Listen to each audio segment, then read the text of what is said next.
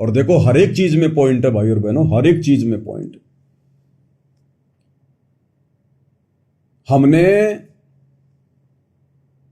जो एक लीला में जीवन देखा है अपने गुरुदेव भगवान का, 17 फरवरी 1988 को गुरुदेव ने 12वें पंथ में एंट्री करके और एक अच्छी आत्मा आदरणीय राम देवानंद जी को अपना मुंह बोला गुरु बना के जो अपने 13वें कबीर पंथ को शुरू किया है ना,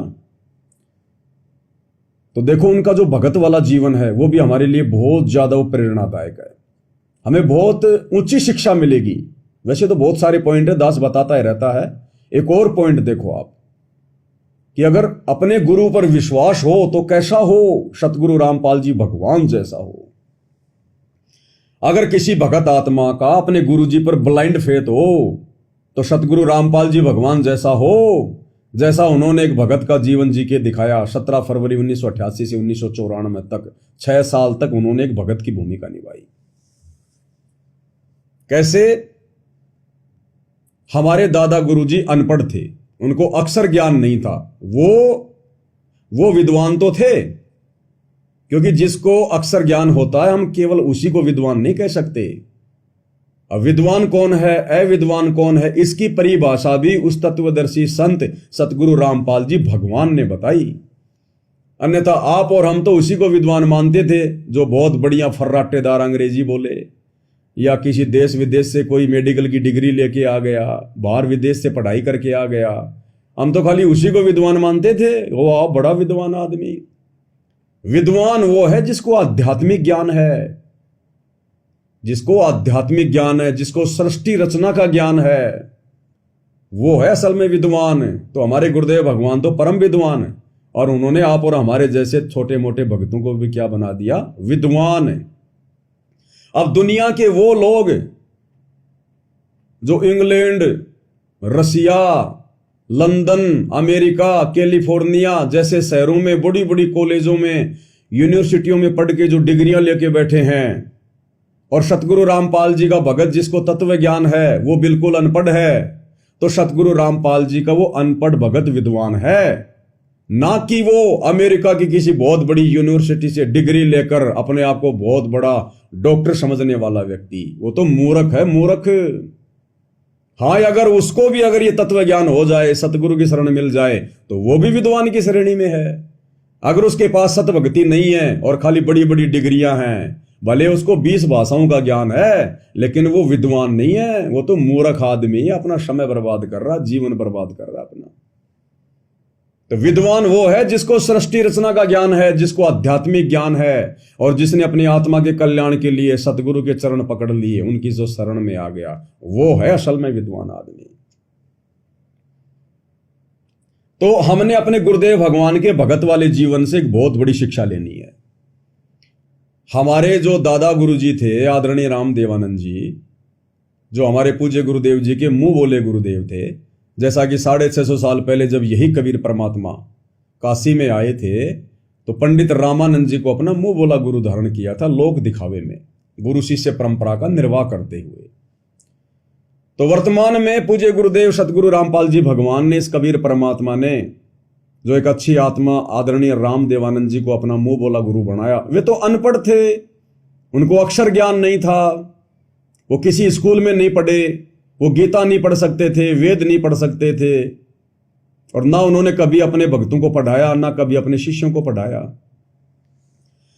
उन्होंने जो ज्ञान बताया, जो ज्ञान वो अपने गुरु जी से सीख कर आए थे पीढ़ी दर पीढ़ी, आदरणीय गरीबदास जी के बाद में उनके सीधे जो शिष्य थे वो थे शीतल दास जी। फिर शीतल दास जी से आगे चलती चलती हमारी ये परंपरा आ रही है। तो पंडित चिदानंद जी जो हमारे दादा गुरुदेव के भी गुरुदेव थे, उन्होंने जैसा ज्ञान आदरणीय राम देवानंद जी को बताया, वही ज्ञान आगे उन्होंने अपने शिष्यों को बताया। और उन शिष्यों में एक मुंह बोले शिष्य गुरुदेव भगवान भी थे, सतगुरु रामपाल जी भी थे। और सतगुरु रामपाल जी ने केवल अपने गुरुदेव के मुखार विंद से उच्चारित वचनों पर, सत्संगों पर ही विश्वास किया। यानी जैसा गुरुजी ने बता दिया, जैसा गुरुजी ने कह दिया कि बेटा ये ऐसे वो ऐसे, ये ज्ञान ऐसे, ये बात ऐसे। तो गुरुदेव भगवान ने एक भगत की लीला करते हुए आंख बंद करके विश्वास किया। गुरुदेव ने ये नहीं कहा कि गुरुजी हमें वेदों में दिखाओ, हमें गीता जी में दिखाओ, हमारे को पुराणों में दिखाओ, किसी धर्मशास्त्र से दिखाओ। जैसा उन्होंने बताया वैसा ही गुरुजी ने आंख बंद करके विश्वास कर लिया। और वेद, गीता, कुरान पुराण तो छोड़ दो, दादा गुरुदेव ने तो आदरणीय गरीबदास जी के ग्रंथ साहिब को भी किसी को खोलकर नहीं बताया, पढ़कर नहीं बताया। जैसा उन्होंने ज्ञान अपने मुंह से बताया सत्संगों में, सतगुरु रामपाल जी ने एक नेक और सुयोग्य भगत की भूमिका निभाते हुए आप और हमें समझाने के लिए कि भगत कैसा होना चाहिए, ब्लाइंड फेथ कर लिया अपने गुरुजी पर। और उसके बाद जब दादा गुरुदेव ने सतगुरु रामपाल जी को नाम दीक्षा का लीलामय रूप से आदेश दिया, ये देना शब्द तो खैर थोड़ा सा गलत हो जाएगा, गुरुदेव भगवान ने लीलामय तरीके से उनको कहकर और नाम उपदेश देने का, सत्संग करने का जो आदेश लिया, उसके बाद गुरुदेव ने सन 1993 से आदरणीय गरीबदास जी के ग्रंथ साहिब को खोल खोल कर और सत्संग किए। अब भाई और बहनों, अपने गुरु के ज्ञान को आगे कौन फैलाएगा? सत्संग के रूप में वही फैला सकता है जिसको पहले अपने गुरुदेव के वचनों पर पूरा विश्वास हो, ब्लाइंड फेथ हो कि मेरे गुरु ने जो कह दिया फाइनल, मुझे गीता, वेद, कुरान पुराण देखने की जरूरत नहीं है। और आगे धड़ल्ले से गुरुदेव भगवान निसंकोच होकर सत्संग करने लगे, दुनिया को जगाने लगे, अपना शिष्य बनाने लगे, अपने 13वें यथार्थ कबीर पंथ से जोड़ने लगे। तो इसको कहते हैं अपने गुरु जी के ऊपर ब्लाइंड फेथ। और ऐसा ही ब्लाइंड फेथ सतगुरु रामपाल जी आप और हम वर्तमान कलयुग की पिछली पीढ़ी वाले भक्तों से चाहते हैं मोक्ष के लिए। लेकिन आप और हम उस कैटेगरी में सफल नहीं हुए। आप और हम उतना विश्वास नहीं कर पाए अपने गुरुजी पर। इसलिए सन 2000 के बाद में सतगुरु रामपाल जी को आवश्यकता पड़ी अपने सत्संगों के ऊपर विश्वास करवाने के लिए, अपने वचनों के ऊपर विश्वास कराने के लिए, सृष्टि रचना पर विश्वास कराने के लिए इन धर्मशास्त्रों को खोल खोल दिखाने की आवश्यकता पड़ी। अन्यथा उन्होंने तो अपने मुंह बोले गुरुदेव पर ब्लाइंड फेथ कर लिया। और ब्लाइंड फेथ किया तभी तो उधर से उनको सत्संग करने का, नाम दीक्षा देने की आज्ञा मिली, इतने बड़े मिशन को आगे और बढ़ाने की आज्ञा मिली लीलामय रूप से। गुरुदेव ने कभी नहीं कहा कि भाई गुरुजी आप जो बातें कह रहे हैं हमने तो कभी सुनी ही नहीं, आप इनका कोई प्रमाण दो, कोई वेदों में दिखाओ, गीता जी में दिखाओ। जैसे कि गुरुदेव का छोटा भाई महेंद्र, जिसने दादा गुरुजी से नाम लिया था, दादा गुरुजी के बाद उसने सतगुरु रामपाल जी से उपदेश ले लिया। और फिर वो बार बार अपने इंटरव्यू में कह रहा है कि मैंने गुरुजी से कहा कि गुरुजी मुझे तो कोई वेदों में प्रमाण दिखाओ, आप जो बातें बोल रहे हो ना, जो सृष्टि रचना बता रहे हो ना कि ये कबीर भगवान है, कबीर जी भगवान है, इसका कोई प्रमाण दो मुझे वेदों में, गीता जी में। कौन कह रहा था? गुरुदेव का छोटा भाई महेंद्र। लेकिन गुरुदेव ने कभी अपने गुरुदेव से नहीं कहा कि आप मुझे गीता में दिखाओ, वेदों में दिखाओ। उन्होंने तो एक अच्छे और नेक, सुयोग्य और दृढ़ भगत की भूमिका करके दिखाना था, ताकि आगे चलकर जो लोग मेरे भगत बनेंगे, मेरे शिष्य बनेंगे, वो मेरे भगत वाले जीवन को देखकर मेरे ऊपर अंधा विश्वास करें। और जैसे मैंने अंधा विश्वास किया तो देखो मेरे गुरुदेव ने मुझे कितना बड़ा मिशन चलाने का आदेश दे दिया। और यदि आगे कोई मेरे ऊपर इस प्रकार से ब्लाइंड फेथ करेगा तो वो भी इसी प्रकार से मेरी कृपा का पात्र बनेगा। लेकिन भाई और बहनों, आप और हम ठहरे दो कोटि के जीव। आप और हमें फिर आवश्यकता पड़ी अपने गुरुदेव के वचनों पर विश्वास करने के लिए, उनके सत्संगों पर विश्वास करने के लिए धर्मशास्त्रों को देखने की। अन्यथा परमात्मा ने शुरुआत में कोई धर्मशास्त्र नहीं दिखाए, केवल सूक्ष्म वेद के आधार पर सत्संग किए गरीबदास जी की वाणियों पर। उनको आवश्यकता नहीं थी। लेकिन आप और हमें विश्वास कैसे हो कि गुरु जी जो कह रहे हैं वो सत्य है, कबीर भगवान है, शतलोक है, काल है, अक्षर पुरुष है, ये है, वो है। उसके लिए गुरुदेव ने फिर ये धर्मशास्त्र दिखाए। और यही पहचान होती है भाई और बहनों भगत और भगवान की। आप और हम ठहरे भगत, इसलिए हमने उन सबूतों की जरूरत पड़ी, वेद शास्त्र कुरान पुराण की जरूरत पड़ी। लेकिन गुरुजी ठहरे भगवान, उन्होंने कभी अपने गुरुजी से वेद शास्त्र कुरान पुराण देखने की कभी डिमांड नहीं करी और ब्लाइंड फेथ कर लिया। जबकि कोई जीव कर सकता है क्या ऐसी ऐसी बातें जो कभी सुनी ना हो, सृष्टि रचना कभी सुनी ना हो, शतलोक का कभी नाम नहीं सुना हो, और इतना ब्लाइंड फेथ कौन कर लेगा? भगवान कर सकता है, जब वो भगवान एक भगत की भूमिका निभाता है। अन्यथा आप और हमने कहां किया? अगर हमें गुरुजी इन शास्त्रों से अगर ये प्रमाण ना दिखाते, अगर हमें गुरुजी खोल खोल के वो कबीर सागर ना दिखाते, गरीबदास जी का एक ग्रंथ ना दिखाते, गीता वेद कुरान पुराण बाइबल ना दिखाते, नकली संतों और पंथों की पुस्तकें ना दिखाते, तो भाई और बहनों, गुरुजी की जुबान से कहने मात्र से कि वो कबीर भगवान है, कबीर भगवान है, हम लाख जन्म भी विश्वास नहीं करते। हमने उस समय विश्वास किया है या वर्तमान में हम कर रहे हैं, जब साथ साथ में गुरुदेव भगवान हमें वो प्रमाण दे रहे हैं, सबूत दिखा रहे हैं। तो आप और हम ठहरे भगत, लेकिन गुरुदेव ने कभी अपने गुरुदेव से प्रमाण नहीं मांगे, क्योंकि वो ठहरे भगवान। तो भी एक पहचान है, ये भी एक पहचान है अपने गुरुदेव के रूप में परमात्मा को देखने की, और एक उदाहरण, एक शिक्षा मिलती है हमारे को कि अगर मोक्ष प्राप्त करना है, अगर गुरु की असीम रजा प्राप्त करनी है, तो कोई प्रमाण नहीं, कोई सबूत नहीं। अब इतने प्रमाण और सबूत दिखा दिए, उसके बाद भी अगर किसी का मन नहीं टिक रहा है, अगर दृढ़ होकर गुरु पर विश्वास करके और संघर्ष करते हुए अगर मर्यादा नहीं निभा पा रहा है, तो वो आत्मा फिर मोक्ष की अधिकारी नहीं है, जो बार बार नाम खंडित करती है, बार बार शंका जाहिर करती है अपने गुरुदेव पर, उनके ज्ञान पर। तो ये भी एक बहुत बड़ा उदाहरण है यदि हम शिक्षा लेना चाहें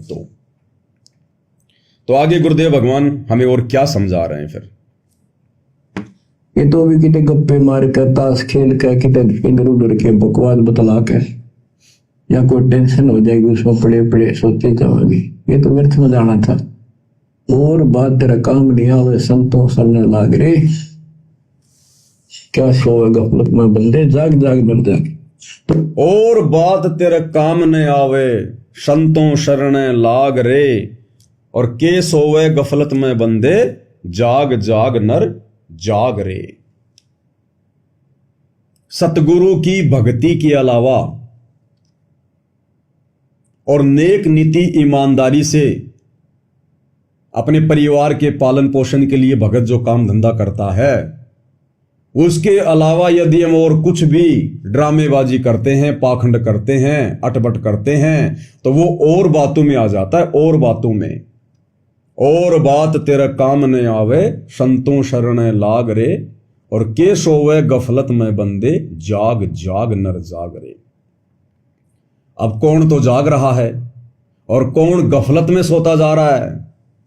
अब साध संगति से जुड़े हुए सत्सेवक भाई बहन तो जाग रहे हैं।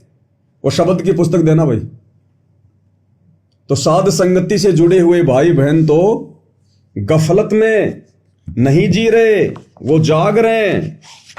और शतलोक आश्रमों से जुड़े हुए भाई बहन गफलत में सो रहे हैं। राजनीतियां करवाई जा रही हैं। कबीर प्रकट दिवस के बहाने भक्तों को लड्डू जलेबी और बर्फी का लोभ देकर ज्योति पाठ और दान के नाम पर लूटा जा रहा है। तो भाई और बहनों गफलत में जी रहे हैं भगत भाई बहन आश्रम वाले। और आप और हमारे ऊपर गुरुदेव भगवान ने कैसी असीम रजा कर दी, कैसी विशेष रजा कर दी गुरुदेव ने। तो पहले हम गुरुदेव भगवान के शब्द को गाएंगे, उनकी महिमा करेंगे, फिर हम आगे बढ़ेंगे।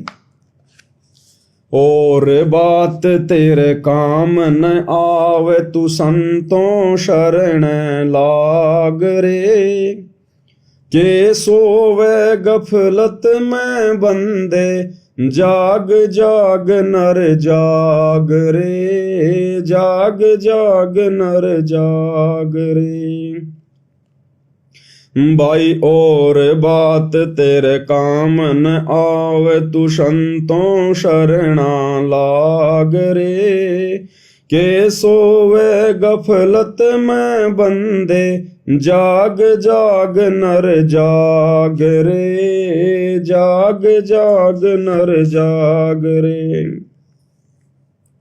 अब ये फालतू की बातें हैं, और बातें हैं ये जो 90% भगत समाज वर्तमान में काल प्रेरणा से भ्रमित होकर अपने कोऑर्डिनेटरों पर, गुरुजी के बेटा बेटी पर, पीले पर्चों पर अंधविश्वास करके आगे बढ़ रहा है और नित अपनी मर्यादा तोड़ता हुआ जा रहा है। ये और बातें हैं।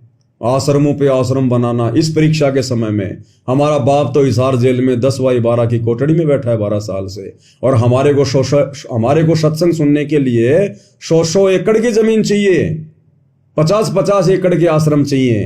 अरे विचार करो मूर्खो, जब हमारा बाप सतगुरु रामपाल जी भगवान वर्तमान में हिसार जेल से 1-1 घंटे के सत्संग विशेष संदेश 10/12 की छोटी सी कोठड़ी में बैठ के अगर वो कर सकता है, तो क्या हम अपने घर पर एक मकान में बैठकर सत्संग नहीं सुन सकते? तुम्हारे को सत्संग सुनने के लिए बड़े बड़े आश्रम चाहिए। ये और काम है, ये और काम। काल ने भ्रमित कर दिया संगत को। राजनीतियां करना, राजनेताओं की रैलियों में जाना, भीड़ के रूप में लोगों की जयंतियों में जाना, ये और काम है।